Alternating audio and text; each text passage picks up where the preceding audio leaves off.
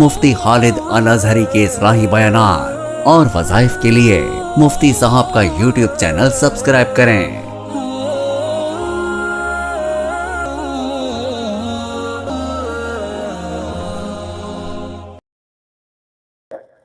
تو عرض کرنے کا مقصد یہ کہ فتنے ہر دور میں رہتے ہیں، اور سیدنا عمر فاروق رضی اللہ تعالی عنہ کو اللہ تبارک و تعالیٰ نے فتنوں کی سرخوبی کے لیے مسلمان بنایا تھا۔ میرے پیارے آقا صلی اللہ علیہ وسلم دعا فرماتے ہیں، اللہم اعز الاسلام باحد العمرین، یا دوسری روایت کے مطابق اللہم اعز الاسلام بعمر ابن خطاب، اے اللہ اسلام کو عمر ابن خطاب سے تقویت بخش۔ تو اللہ تبارک و تعالیٰ نے عمر ابن خطاب رضی اللہ تعالی عنہ کے ساتھ اسلام کو تقویت یوں بخشی کہ عمر ابن خطاب گھر سے چلتے ہیں نبی کریم صلی اللہ علیہ وسلم کے لیے تلوار اٹھا کے، لیکن رستے میں اللہ تبارک و تعالیٰ کی ہدایت کا فیصلہ کر دیتے ہیں، اپنے پیغمبر کی دعا کو قبول فرماتے ہیں۔ وہیں سے وہ اپنے گھر بہن کے گھر پہنچتے ہیں۔ وہاں جو واقعہ تفصیلی واقعہ مختصراً عرض کروں، بہن فاطمہ بہنوئی سعید دونوں کو مارتے پیٹتے ہیں، مجھے بتاؤ تم کیا پڑھ رہے تھے؟ سورہ طٰہٰ کی آیات کو پڑھ رہے تھے۔ جب سنائی گئی تو وہیں پہ کلمہ پڑھ لیا اور دوڑتے ہوئے نبی کریم صلی اللہ علیہ وسلم کی خدمت اقدس میں حاضر ہوئے اور مسلمان ہو گئے۔ صحابہ میں یہ واحد صحابی ہیں عمر بن خطاب رضی اللہ تعالیٰ۔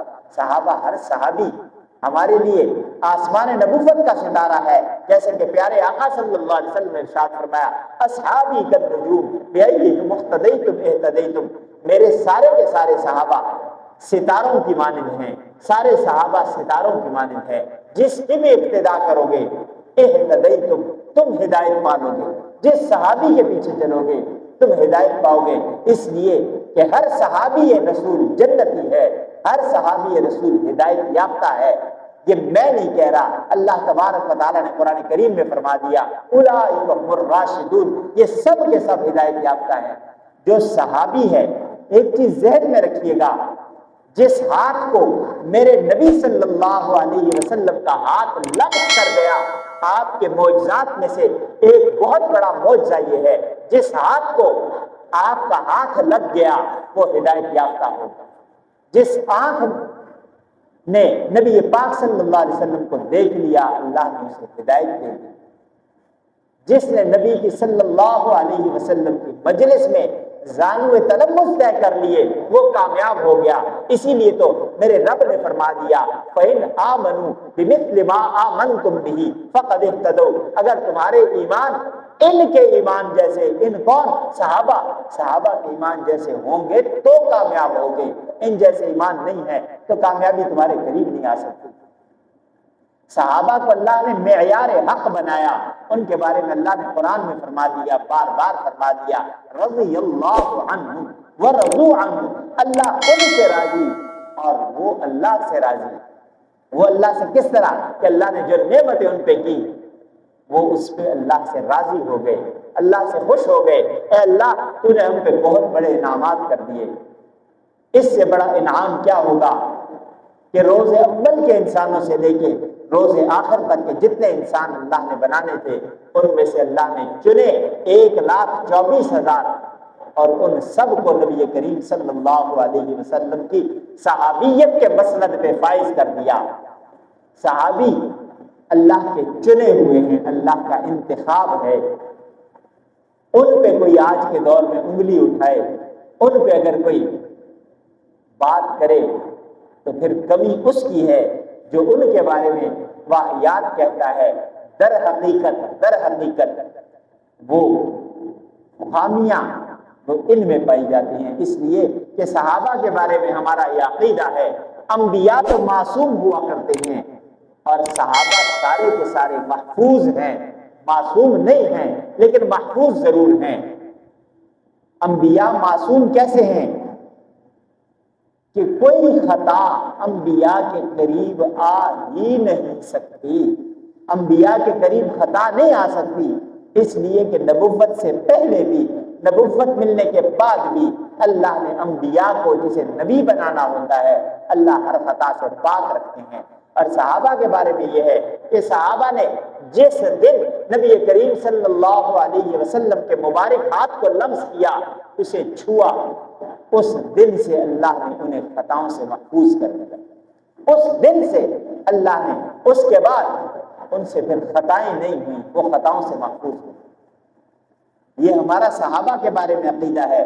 اور صحابی ہے، صحابی کا مقابلہ اس کائنات میں کوئی بھی نہیں کر سکتا۔ کیوں؟ میرے پیارے آقا صلی اللہ علیہ وسلم نے فرمایا خیر القرون قرنی ثم الذین یلونہم ثم الذین یلونہم۔ ہر خطبہ جمعہ میں ہم یہ سنتے ہیں، میرے پیارے آقا صلی اللہ علیہ وسلم نے فرمایا بہترین زمانہ میرا زمانہ ہے، خیر القرون قرنی، میرا زمانہ تمام زمانوں میں سب سے بہترین ہے، ثم الذین یلونہم ثم الذین یلونہم، پھر اس کے بعد میرے زمانے کے بعد جو اس سے ملا ہوا ہے، یعنی نبی پاک صلی اللہ علیہ وسلم کا دور کون سا جس میں آپ اور آپ کے صحابہ ہیں، اس کے بعد اس سے ملا ہوا دور کون سا جس میں صحابہ اور ان کے ساتھ تابعین ہیں، پھر ثم الذین یلونہم وہ کون سا جس میں تابعین ہیں اور تابعین کے ساتھ تبع تابعین ہیں۔ اور ہمارا یہ عقیدہ ہے تمام دنیا کے سارے مسلمان،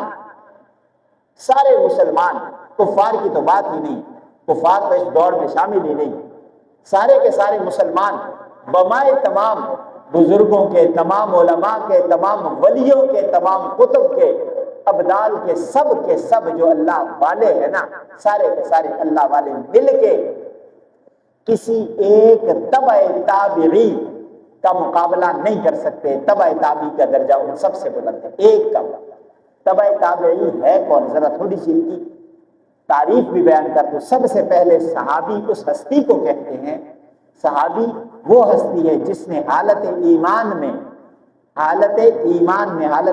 شرط ہے، حالت ایمان میں نبی کریم صلی اللہ علیہ وسلم کا دیدار کیا ہو، آپ صلی اللہ علیہ وسلم کا دیدار کیا ہو حالت ایمان میں، اور اسی حالت میں اس کی موت بھی واقع ہوئی، موت تک ایمان پہ قائم رہا ہو، وہ صحابی ہے۔ اور تابعی اس کو کہتے ہیں جس نے کسی ایک صحابی کو بھی، کسی ایک صحابی وہ جس نے نبی پاک صلی اللہ علیہ وسلم کو دیکھا، تابعی وہ جس نے اپنی زندگی میں کسی بھی ایک صحابی کو دیکھ لیا، کسی بھی ایک صحابی کو، زیادہ کو دیکھا تو وہ تو زیادہ درجہ ہے، لیکن ایک صحابی کو بھی دیکھ لیا اور حالت ایمان میں تھا اور اسی حالت میں اس شخص کی موت ہوئی تو یہ تابعی کہلائے گا۔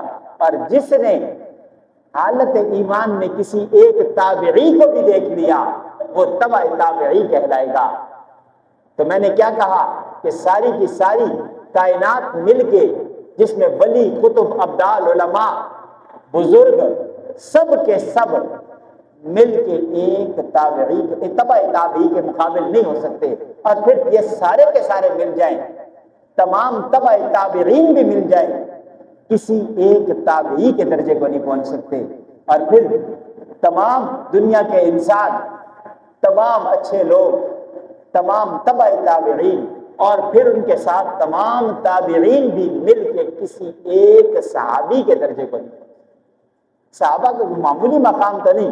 آج کے دور میں لوگ بڑی عجیب باتیں کہتے ہیں صحابہ کے بارے میں، اللہ فی اصحابی لا تتخذوهم من بعدی غرضا فمن احبهم فبحبی احبهم ومن ابغضهم فببغضی ابغضهم۔ یہ حدیث مبارکہ بھی سب کو یاد ہے جو جمعے کا خطبہ سنتے ہیں۔ میرے پیارے آقا صلی اللہ علیہ وسلم فرماتے ہیں اللہ خبردار میرے صحابہ کے بارے میں اللہ سے ڈرنا، اللہ فی اصحابی، میرے صحابہ کے بارے میں اللہ سے ڈرنا، لا تتخذوهم من بعدی غرضا، میرے صحابہ کو میرے دنیا سے جانے کے بعد غرض، تنقید کا نشانہ نہ بنانا۔ میرے آقا نے واضح فرما دیا تنقید کا نشانہ نہ بنانا۔ فمن احبهم، اگلی بات غور والی ہے، فمن احبهم فبحبی احبهم، جس نے ان سے محبت کی اس نے میری وجہ سے ان سے محبت کی۔ جس نے ان سے محبت کی، صحابہ سے محبت کی، اس نے میری وجہ سے محبت کی۔ ومن ابغضهم، اور جس نے صحابہ سے بغض رکھا، اس نے صحابہ سے نہیں، در حقیقت مجھ سے بغض رکھا۔ جس نے صحابہ سے محبت کی، اس نے مجھ سے محبت کی۔ کیوں؟ صحابی میرے ہیں نا۔ ابو بکر، عمر، عثمان، علی کو کون جانتا ہے اگر نبی پاک صلی اللہ علیہ وسلم کی نسبت نہ ہو؟ اس نسبت کی وجہ سے تو آج ہمارے لیے اعلیٰ درجہ رکھتے ہیں کہ ان کے نام آتے ہی ہماری نظریں جھک جاتی ہیں۔ یہ مرتبہ نبی کریم صلی اللہ علیہ وسلم کی صحابیت کی وجہ سے ہے نا۔ اور فرمایا اگر ان سے کسی نے بغض رکھا تو وہ یہ سمجھ لے کہ اس نے ان سے نہیں رکھا، اس نے مجھ سے بغض۔ اور جس نے آپ صلی اللہ علیہ وسلم سے بغض رکھا، اس نے در حقیقت اللہ سے بغض رکھا۔ اور جس نے اللہ سے بغض رکھا، اس کا ٹھکانہ کہاں ہے؟ وہ ہر شخص خود فیصلہ کر سکتا ہے۔ جو میں عرض کر رہا تھا، یکم محرم الحرام، خلیفۃ المسلمین، خلیفہ دوم حضرت عمر فاروق رضی اللہ تعالی عنہ کا یوم شہادت ہے۔ عمر فاروق رضی اللہ تعالی عنہ کوئی معمولی صحابی نہیں۔ میں نے صحابہ کا مقام بیان کیا نا، ان صحابہ میں پھر عشرہ مبشرہ کا کوئی مقابلہ نہیں، پھر سارے کے سارے صحابی مل کے یہ عشرہ مبشرہ جو 10 صحابہ ہے نا، ان کا مقابلہ نہیں کر سکتے۔ اور پھر یہ 10 صحابہ میں سے باقی 6 ان 4 ہستیوں کا مقابلہ نہیں کر سکتے۔ یہ تو نچوڑ ہے۔ میرے پیارے آقا صلی اللہ علیہ وسلم سے سوال کیا گیا، سوال کرنے والے صحابی نے اس غرض سے سوال کیا کہ شاید نبی کریم صلی اللہ علیہ وسلم میرے بارے میں کہیں گے، میرا نام لیں گے۔ انہوں نے سوال کیا، اے اللہ کے رسول صلی اللہ علیہ وسلم، آپ کو سب سے زیادہ محبت کس سے ہے؟ یہ میرے پیارے آقا صلی اللہ علیہ وسلم سے سوال کیا گیا، اے اللہ کے رسول آپ کو سب سے زیادہ محبت کس سے ہے؟ سوال کرنے والے صحابی کہتے ہیں میرے کان اس چیز کی امید رکھتے تھے کہ میرے کانوں میں یہ آواز پڑے گی مجھے تجھ سے محبت ہے۔ سوال کیا، جواب ملا عائشہ، جواب ملا عائشہ، مجھے سب سے زیادہ محبت عائشہ سے ہے۔ سوال کرنے والے نے پھر سوال دہرایا، اور سوال کرنے والے صحابی فرماتے ہیں کہ میری غرض یہی تھی کہ اس کے بعد میرا نام آئے گا۔ عائشہ سے محبت ہے۔ اللہ کے رسول چلو وہ تو آپ کی زوجہ مطہرہ ہیں، ان کے بعد کس سے محبت ہے؟ جواب ملا ابوہا، عائشہ کے باپ سے۔ کون ہے عائشہ کے باپ؟ حضرت ابوبکر صدیق رضی اللہ تعالیٰ عنہ۔ سوال کرنے والے نے پھر سوال کیا، اے اللہ کے رسول ان کے بعد آپ کو کس سے محبت ہے؟ میرے پیارے آقا صلی اللہ علیہ وسلم نے فرمایا عمر، مجھے عمر سے محبت ہے۔ تو یہ وہ صحابی ہیں جنہیں نبی کریم صلی اللہ علیہ وسلم فرما رہے ہیں مجھے عمر سے محبت ہے۔ اور میں نے شروع میں عرض کیا عمر کوئی معمولی ہستی نہیں، کسی معمولی ہستی کا نام عمر نہیں ہے۔ عمر وہ ہیں جن کے لیے میرے نبی صلی اللہ علیہ وسلم ہاتھ اٹھا کے اللہ سے مانگتے ہیں، ہاتھ اٹھاتے ہیں، اے اللہ اللہم اعز الاسلام بعمر ابن خطاب، اے اللہ عمر ابن خطاب کے ساتھ اسلام کو تقویت بخش۔ عمر ابن خطاب جری انسان ہے۔ واشدہم فی امر اللہ عمر رضی اللہ تعالی عنہ، یہ بھی ہم ہر جمعے میں سنتے ہیں کہ اللہ کے حکم کو پورا کرانے کے معاملے میں عمر سے سخت کوئی نہیں ہے۔ اللہ کا حکم زبردستی پورا کراتا تھا، اور اللہ کو بہادر اور جری مسلمان پسند ہے، اللہ کو کمزور مسلمان پسند نہیں ہے جو بس چپ کر جائے تو کیا کرے جی، کیا کرے جی والا اللہ کو نہیں پسند۔ اللہ کو وہ پسند ہے جو اللہ کا حکم پورا کروائے، زبردستی کرے، اس میں اپنا حکم چلائے۔ سیدنا عمر فاروق، لوگ آج کہتے ہیں نا ولیوں کی کرامات، تو میں سیدنا عمر کی بھی کرامات آپ کو ستا دوں۔ اور ہمارا عقیدہ جیسے میں پہلے بیان کر چکا، تمام دنیا کے سارے اولیاء مل کے تبع تابعی تک نہیں پہنچ سکتے، پھر تبع تابعین ساتھ شامل ہو کے تابعی تک نہیں پہنچ سکتے، پھر یہ سارے کے سامنے کسی ادنا صحابی تک نہیں پہنچ سکتے، پھر سارے صحابہ مل کے عشرہ مبشرہ تک نہیں پہنچ سکتے، پھر سارے کے سارے عشرہ مبشرہ بھی ساتھ شامل ہو جائیں تو خلفائے راشدین تک نہیں پہنچ سکتے۔ تو یہ اللہ کے سب سے بڑے ولی جو ہیں وہ صحابہ ہیں، سیدنا عمر فاروق رضی اللہ تعالی عنہ مدینہ طیبہ میں زلزلہ آیا، بات غور سے سنیے گا، درا لے کے پھرا کرتے تھے کہ کہیں ظالم نہیں تھے، عمر فاروق ظالم نہیں تھے، درا وہاں چلاتے تھے جہاں اللہ کا حکم کوئی توڑتا تھا۔ درا ہاتھ میں ہے، مدینہ طیبہ میں زلزلہ آیا، خلیفہ ہو تو ایسا ہو، درا لے کے زمین پہ مارا، اے زمین تجھ پہ زلزلہ کیوں آیا ہے؟ کیا عمر تیری پیٹھ پہ بیٹھ کے انصاف نہیں کرتا؟ وہ دن، آج کا دن 1400 سال سے زیادہ کا عرصہ گزر گیا، آج تک دوبارہ مدینہ طیبہ میں زلزلہ نہیں آیا۔ یہ عمر فاروق کی کرامت نہیں تو اور کیا ہے؟ کرامت کسے کہتے ہیں؟ عمر فاروق کی کرامت نہیں تو کیا ہے؟ خطبہ جمعہ دے رہے ہیں، منبر رسول پہ کھڑے ہیں، منبر رسول پہ کھڑے کھڑے کہتے ہیں، خطبہ دیتے دیتے درمیان میں کہتے ہیں یا ساریۃ الجبل، یا ساریۃ الجبل، یا ساریۃ الجبل، 3 دفعہ یہ الفاظ کہے۔ صحابہ ایک دوسرے کو دیکھنے لگے اور تعجب سے دیکھنے لگے کہ یہ حضرت ساریہ کو کیوں بلا رہے ہیں؟ حضرت ساریہ ایک صحابی ہیں، انہیں آواز دے رہے ہیں، لیکن ساریہ تو مدینہ میں موجود نہیں، وہ تو اگلے محاذ پہ دشمن کے ساتھ برسر پیکار ہے، وہ دشمن کے ساتھ لڑ رہے ہیں۔ عمر فاروق مدینہ طیبہ میں مسجد نبوی میں منبر رسول پہ کھڑے ہو کے حضرت ساریہ کو آواز دے رہے ہیں، آواز یہاں سے وہاں تک نہیں پہنچتی۔ میرے اللہ نے اپنے اس ولی کی کرامت یہ دکھائی، ہزاروں میل دور حضرت ساریہ ان کو دکھا دیے پردے ہٹا کے، حضرت ساریہ کے لشکر پہ پیچھے سے دشمن حملہ کرنے لگا ہے، یہاں سے عمر فاروق کو اللہ دکھاتے ہیں، عمر فاروق یہاں سے آواز دیتے ہیں ساریہ پیچھے پہاڑ کی طرف دیکھو، ساریہ پہاڑ کی طرف دیکھتے ہیں دشمن آ رہا ہے، اس کو قلع قمع وہیں کر دیتے ہیں۔ یہ کرامت نہیں تو اور کیا؟ حضرت سعد بن ابی وقاص نبی حضرت عمر فاروق رضی اللہ تعالیٰ عنہ کے پاس خط بھیجتے ہیں، گورنر مصر ہے کہ دریائے نیل نہیں چلتا، یہاں کی روایت ہے کہ ہر سال ایک دوشیزہ کو دلہن بنا کے دریا کے سپرد کیا جاتا ہے، اس کے اندر پھینکا جاتا ہے تو پانی چلتا ہے، نہیں کیا جائے تو نہیں چلتا۔ اب لوگ میرے پاس آئے ہیں، میں نے منع کر دیا، دریا نہیں چل رہا، کیا کیا جائے؟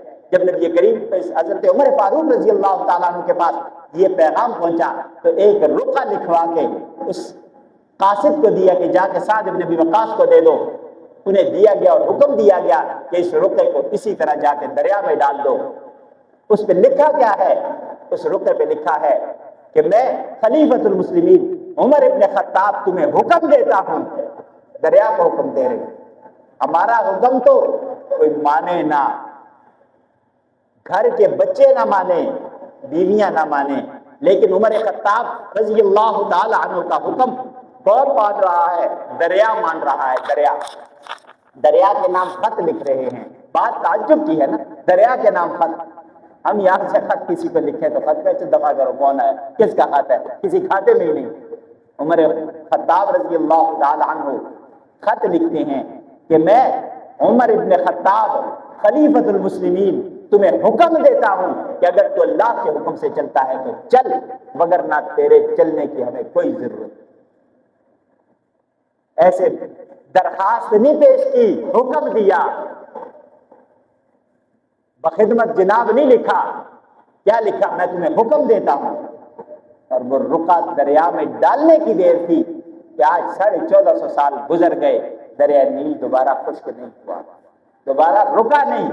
یہ ولایت اور یہ کرامت نہیں تو اور کیا ہے؟ عمر فاروق رضی اللہ تعالی عنہ وہ ہستی ہیں جنہوں نے ایک نظام دیا، یہ ہماری پولیس کا جو نظام ہے یہ عمر فاروق رضی اللہ تعالی عنہ کا دیا ہوا ہے۔ یہ فوج کے جو باقاعدہ تنخواہیں مقرر کی گئی، اس سے پہلے لشکر ہوا کرتے تھے، فوج کی تنخواہیں مقرر کر کے باقاعدہ فوج کو منظم کر کے باوردی کیا گیا، یہ عمر فاروق رضی اللہ تعالی عنہ کا کارنامہ ہے۔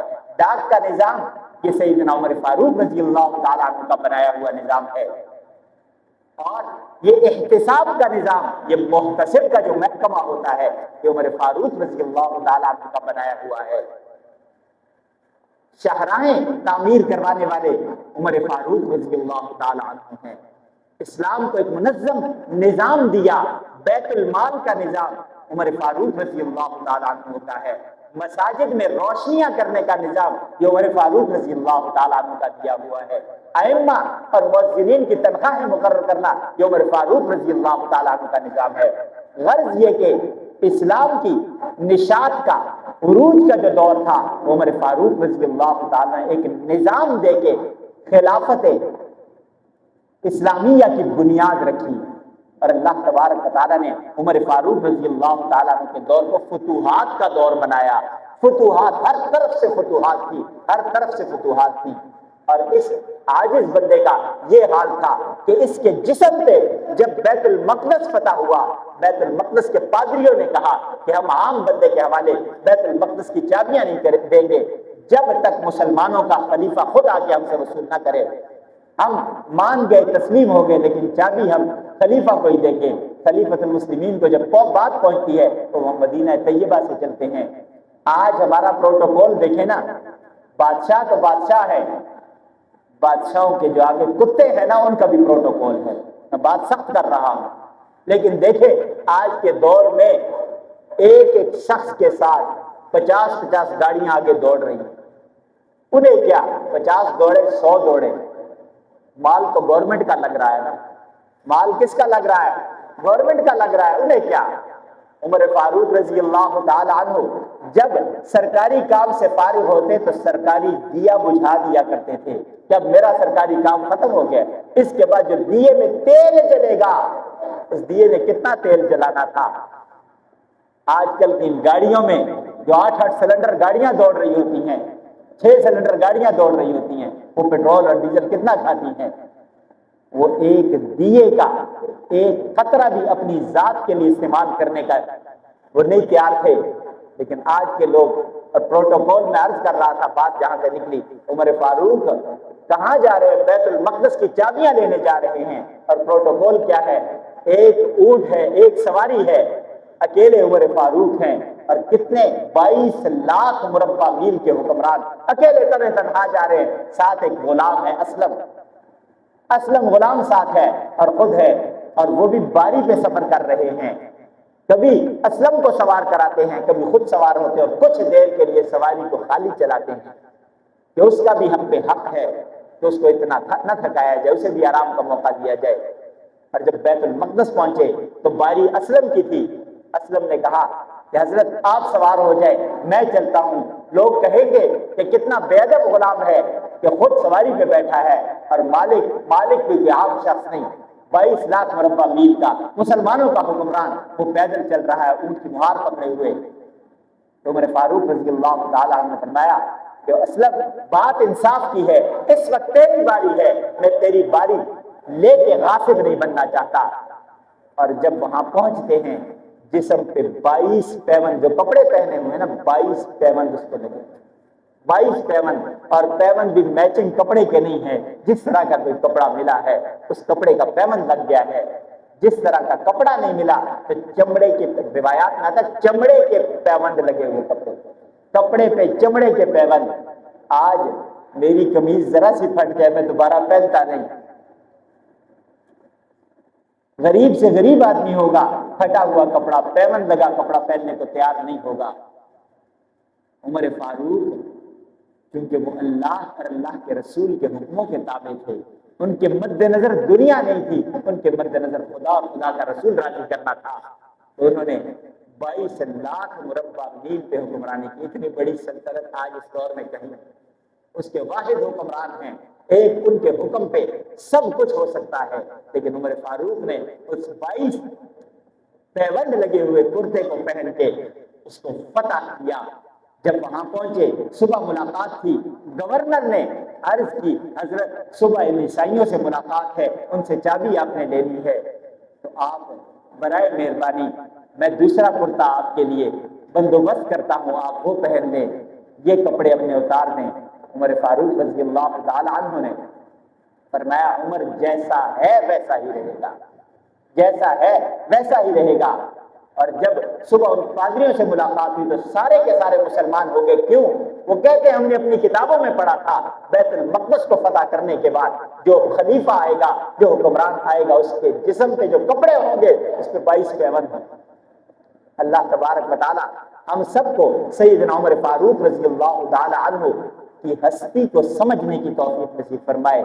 وہ ہستی جو عشرہ مبشرہ ہے، وہ ہستی جو مسلمانوں کو نظام سلطنت چلانے کا طریقہ بتاتے ہیں. میں ایک یہاں چھوٹی سی بات عرض کرتا چلوں کہ ہمارے حلقے کے MP ضیاء اللہ شاہ صاحب کے ساتھ ایک نشست تھی. اس نشست میں بیٹھے انہوں نے ایک بات کہی، کہنے لگے کہ ہم فرانس گئے تھے، ایک تربیتی ہماری ورکشاپ تھی. اس ورکشاپ میں ہم نے وہاں کا نظام دیکھا. جس شہر ہم گئے وہاں پہ 4 مہینے برف باری رہتی ہے. انہوں نے نظام یہ بنایا ہوا ہے کہ جو برف باری میں تو کوئی کام نہیں ہو سکتا، جس مزدور کی جتنی روز کی مزدوری ہے یا جو شخص روز کا جتنا کماتا ہے، موسم کی خرابی کی وجہ سے وہ نہیں کما سکتا، تو گورنمنٹ اتنے ہی پیسے یومیہ کے حساب سے اسے دیتی ہے.